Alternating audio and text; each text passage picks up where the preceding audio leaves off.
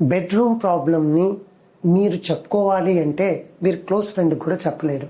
Sir అన్ని విషయాలు, మంచి జాబ్ ఉంది, చక్కగా 2 పిల్లలు ఉన్నారు, ఎకనామికల్గా నేను చాలా స్టేబుల్గా ఉన్నాను, బట్ నాకున్న ప్రాబ్లం ఒకటే సార్, నా బెడ్రూమ్ ప్రాబ్లం.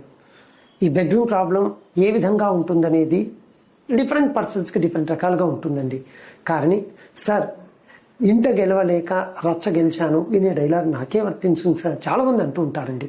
సో మీ బెడ్రూమ్ ప్రాబ్లం ఉంది, అది ఏదైనా కావచ్చు, ఒక మంచి ఆండ్రాలజీ డాక్టర్ గారు మాత్రమే దానికి సంబంధించిన కారణం కనుక్కొని చక్కటి బెడ్రూమ్ లైఫ్ మీకు ఇవ్వడంలో, మీరు ఎన్ని విధాలుగా మీరు చాలా స్ట్రాంగ్గా ఉన్నా, బట్ ఈ విషయంలో మీరు వీక్గా ఉన్నారు అంటే అవి ఏ స్థాయిలో ఉన్నా కూడా ఖచ్చితంగా మీ స్థాయి మాత్రం ఇక్కడే ఉంటుంది. ఇది మీకు నాకంటే బాగా తెలుసు కాబట్టి చక్కగా మీ బెడ్రూమ్ ప్రాబ్లమ్ని ఒక మంచి ఆండ్రాలజీ డాక్టర్ గారితో షేర్ చేసుకొని మంచి ట్రీట్మెంట్ తీసుకోవాలి మరి.